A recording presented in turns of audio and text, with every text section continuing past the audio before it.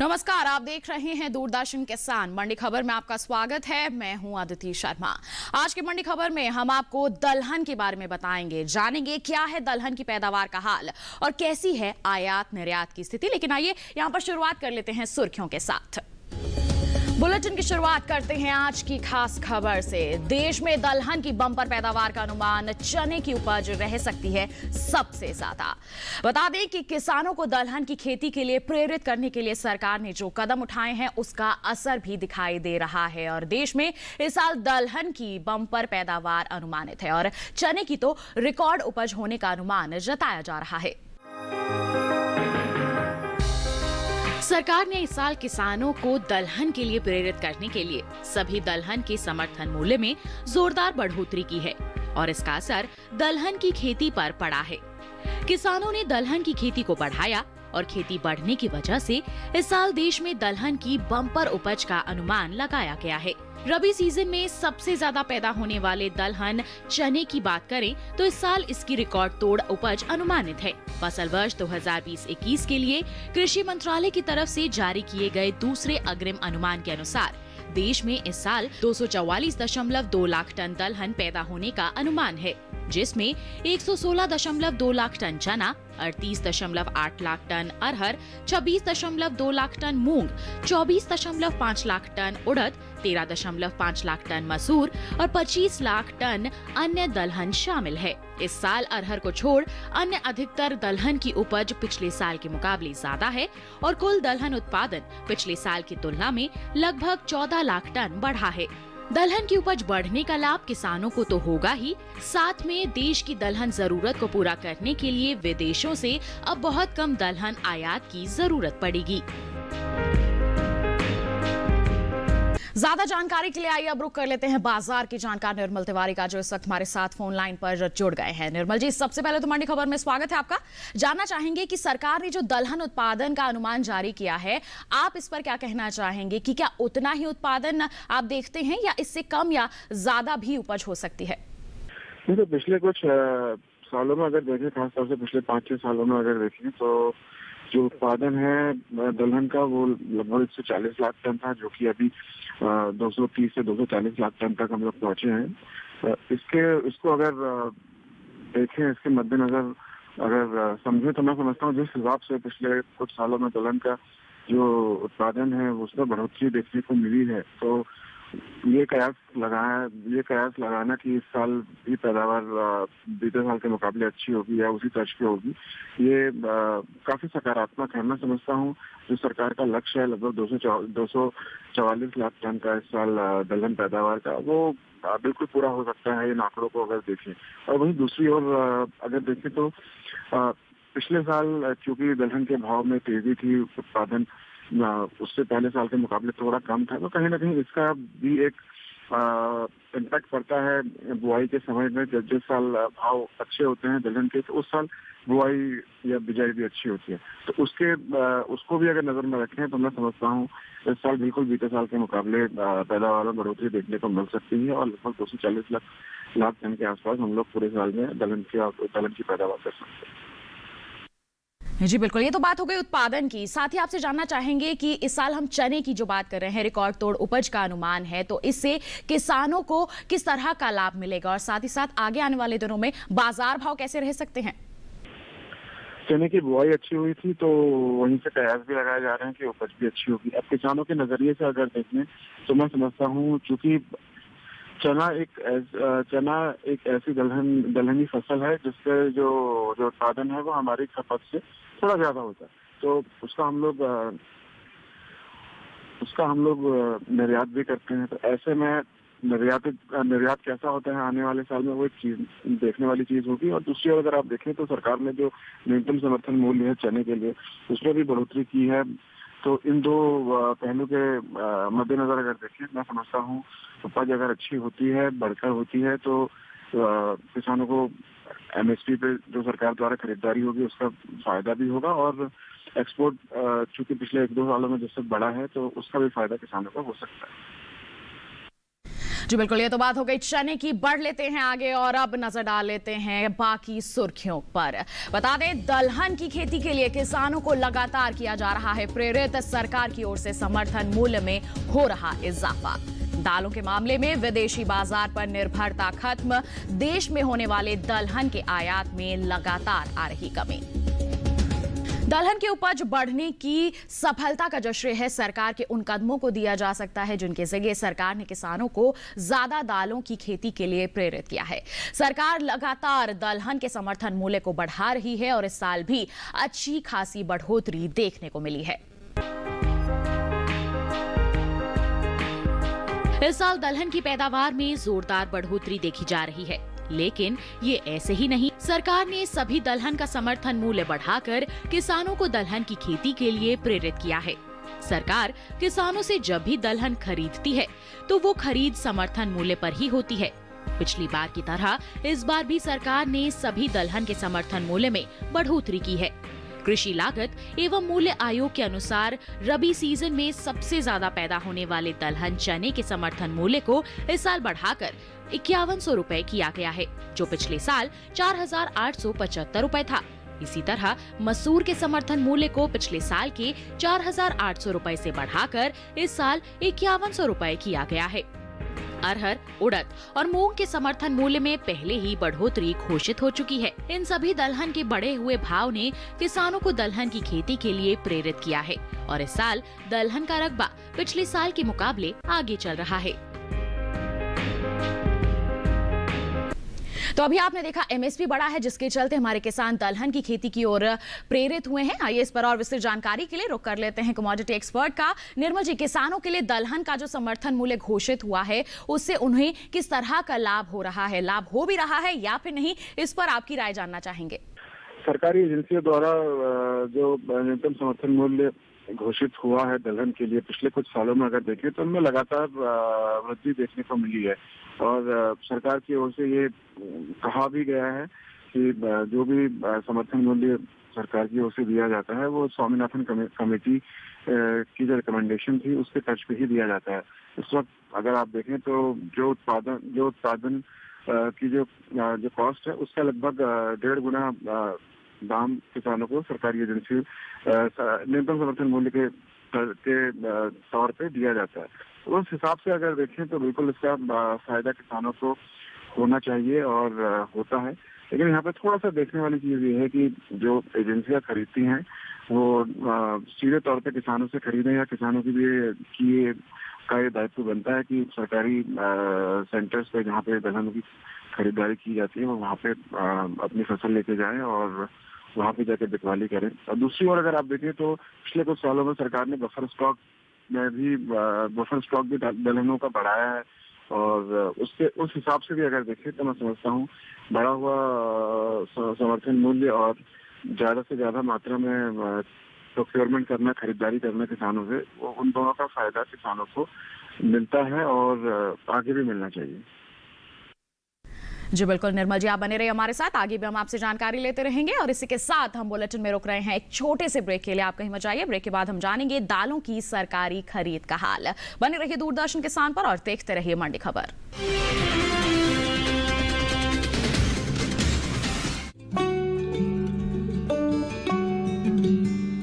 ये है खुशबू, एक महिला उद्यमी, एक मेहनती और साफ दिल की महिला जो किसी को भी अपना प्रशंसक बना लेती हैं।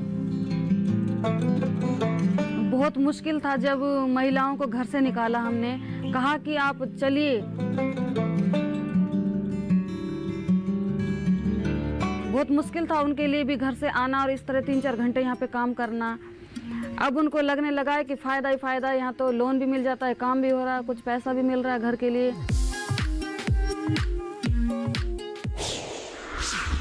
बेमिसाल बेटियां हर बुधवार सुबह 7:30 बजे सिर्फ डीडी किसान पर।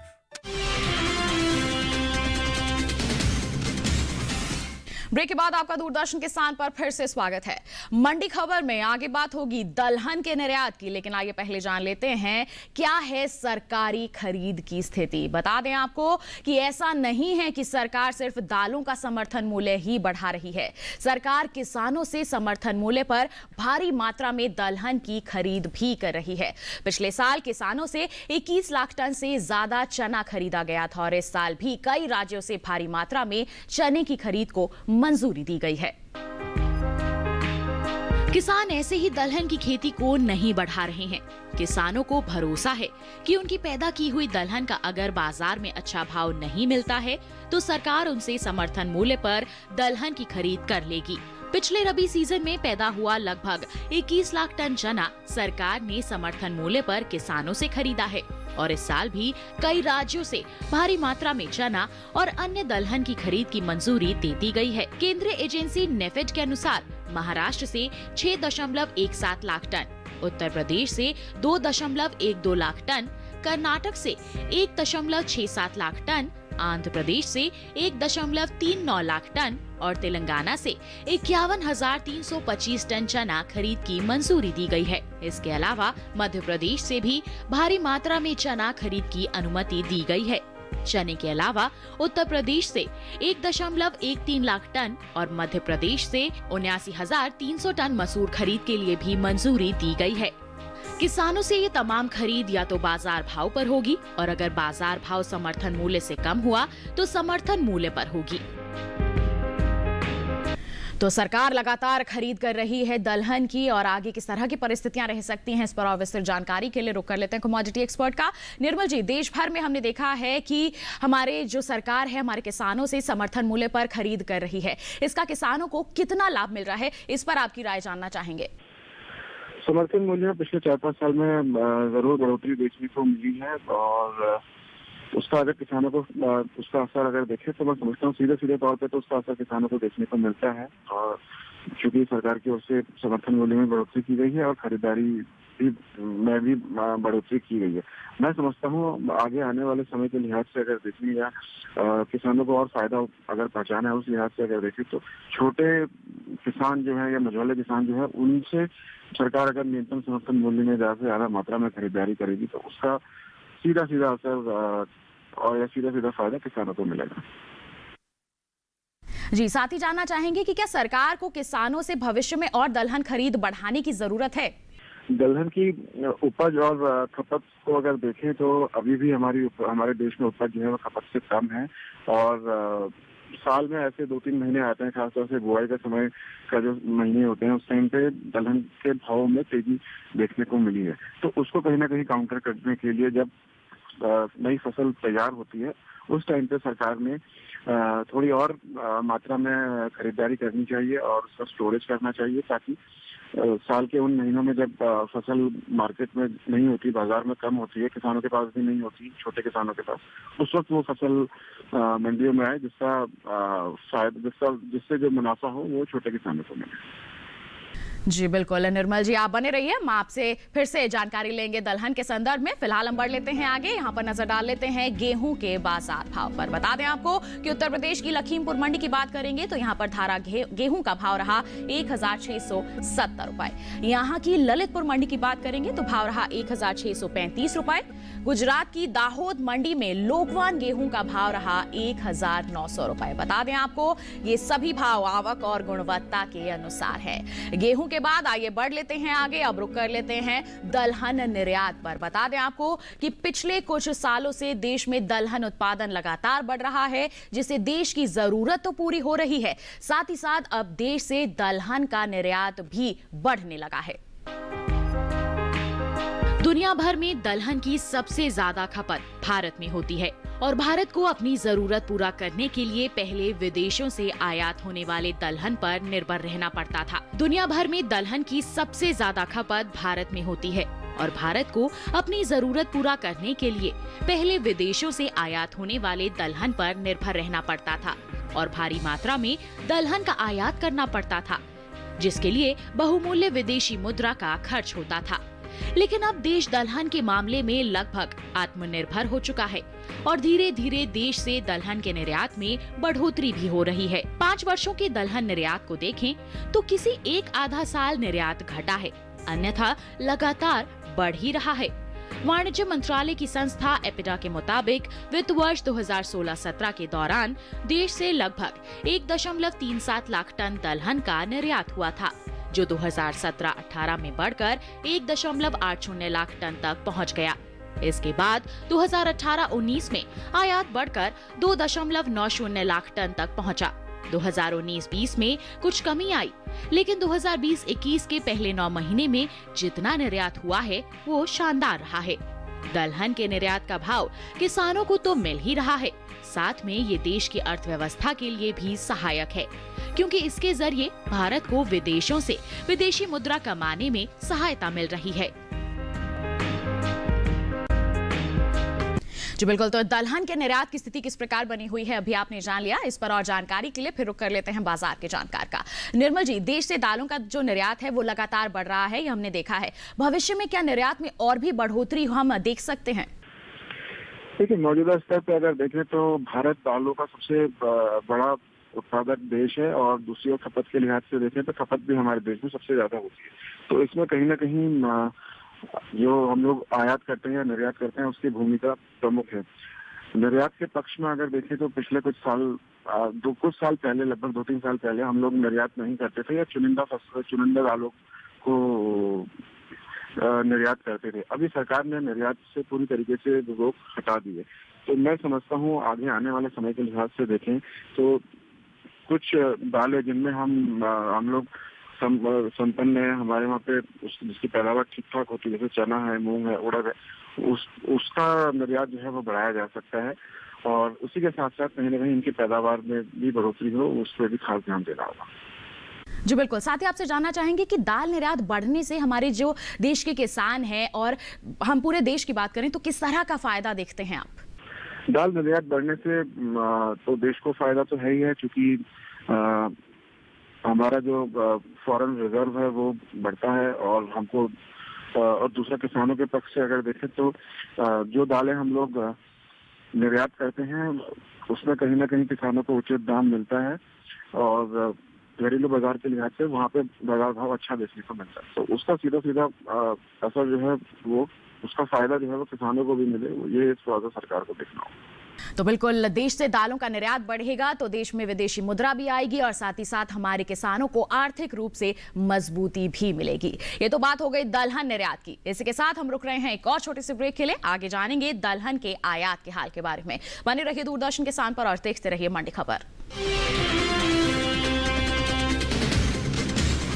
वेलकम टू 100 करोड़ का कवि, जो दिलो दिमाग की बात कविताओं में करते हैं। मैं खाने के बाहर मिले किसी को कुछ सफ़े और कलम दवात, जरूर कोई हारा हुआ आशिक शायर बना होगा। मुझको उजलत कोई नहीं है, पर जब हमारी शादी हो चुकी है तो इस पे जोर क्यों नहीं है?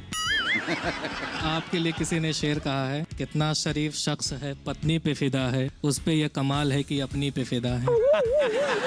जो बेजान शब्दों में रंग भरते हैं। बांस की बंसी खोखली सी है, क्यों प्रिय तुमको यह सहचरी है। ऐसे होंगे हमारे साहित्य के महारथी। आज भी जब भी ये पहली बारिश की पहली बूंद मेरे हथेली पर गिरती है ना, तो याद सबसे पहले तुम्हारी ही आती है। हम ढूंढ रहे हैं 100 करोड़ का कवि। देखिए हर रविवार रात 9 बजे डीडी किसान पर। ब्रेक के बाद एक बार फिर आप सभी का मंडी खबर में स्वागत है। ऐसा नहीं है कि हम पूरी तरह से देश में पैदा हुई दलहन पर ही निर्भर हैं। जरूरत पड़ने पर अभी भी थोड़ी बहुत मात्रा में विदेशों से दलहन आयात की जरूरत पड़ती है, लेकिन पहले के मुकाबले अब आयात पर निर्भरता बहुत ही कम है। ऐसा नहीं है कि हम पूरी तरह से देश में पैदा हुई दलहन पर ही निर्भर हैं। जरूरत पड़ने पर अभी भी थोड़ी बहुत मात्रा में विदेशों से दलहन आयात की जरूरत पड़ती है, लेकिन पहले के मुकाबले अब आयात पर निर्भरता बहुत ही कम है। सरकार के प्रोत्साहन और किसानों की मेहनत का ही फल है कि देश दालों की जरूरत को पूरा करने के लिए अब आयात पर उतना निर्भर नहीं है। अब अधिकतर जरूरत देश में पैदा हुए दलहन से ही पूरी हो रही है, लेकिन अभी भी थोड़ी बहुत मात्रा में विदेशों से दलहन का आयात करना पड़ता है, लेकिन पहले की तुलना में ये आयात बहुत ही कम है। वाणिज्य मंत्रालय की संस्था एपिडा के अनुसार चालू वित्त वर्ष 2020-21 के पहले 8 महीने यानी अप्रैल 2020 से नवंबर 2020 के दौरान देश में 15.60 लाख टन दलहन का आयात हुआ था और औसतन पिछले कुछ सालों में काफी कम है। पिछले 4 वित्त वर्षों में हुए आयात पर नजर डालें तो पता चलता है कि आयात लगातार कम हो रहा है। 2019-20 में पूरे वित्त वर्ष के दौरान 29.75 लाख टन दलहन का आयात हुआ था, जबकि 2018-19 में 25.95 लाख टन दलहन आयात हुआ था। उससे पहले वर्ष 2017-18 के दौरान 56.76 लाख टन और 2016-17 के दौरान 66.61 लाख टन दलहन देश में आयात हुआ था। सरकार भी हर साल किसानों से दलहन की खरीद को बढ़ा रही है। ऐसे में उम्मीद है कि सरकारी खरीद से प्रोत्साहित होकर किसान भविष्य में दलहन की खेती को और बढ़ाएंगे, जिससे देश पूरी तरह से दलहन जरूरत के लिए आत्मनिर्भर हो जाएगा। तो अभी आपने एक रिपोर्ट देखी और दलहन के आयात का हाल जाना। इस पर और जानकारी के लिए फिर से रुख कर लेते हैं निर्मल जी का। निर्मल जी, देश में दालों का जो आयात है वो लगातार हम देख रहे हैं कि कम होता जा रहा है। क्या आगे आने वाले समय में हमें बिल्कुल भी आयात की जरूरत नहीं होगी? इस पर क्या कहेंगे आप? देखिए, जैसे मैंने अभी बताया, जो हमारी खपत है, जो हमारी पैदावार है और जो हमारी खपत है, उसमें अभी भी फर्क है। हम उतना पैदावार अभी नहीं कर रहे हैं जितनी हमारी खपत है, तो आयात तो अभी होता रहेगा।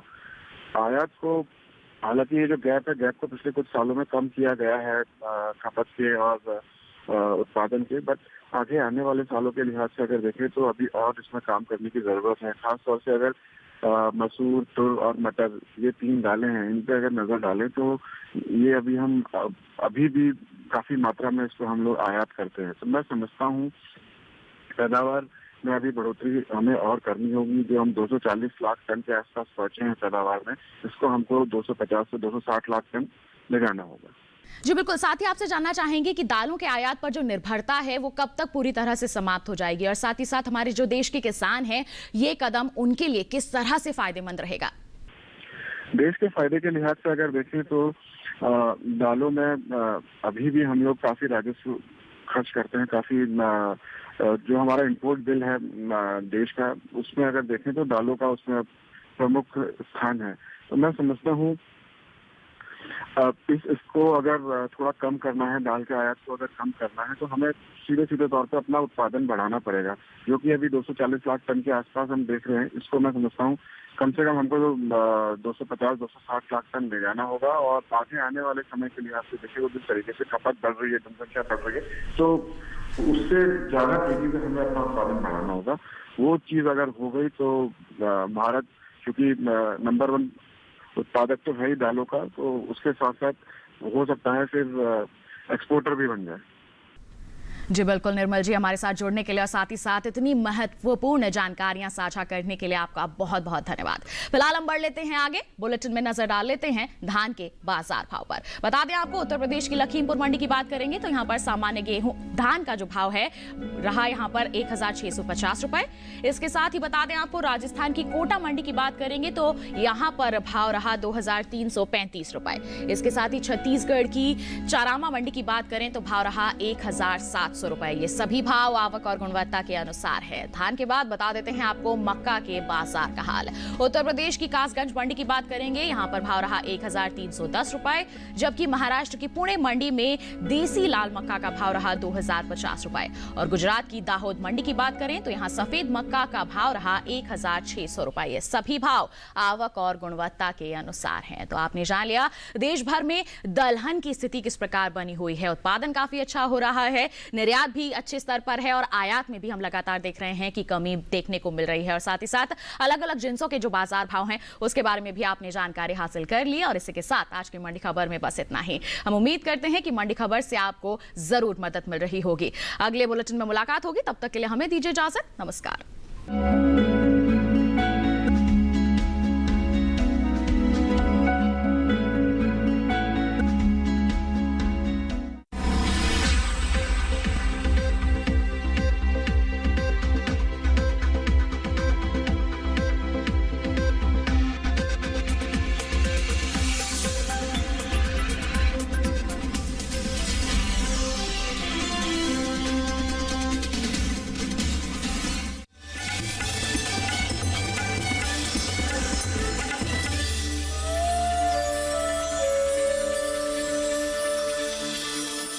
औषधीय पौधों की खेती से कैसे हो रही है किसान की आय दुगनी? क्या है भारत सरकार की योजना? कैसे बने जागरूक और समृद्ध किसान? औषधीय पौधों की आसान खेती से बाजार की जानकारी तक,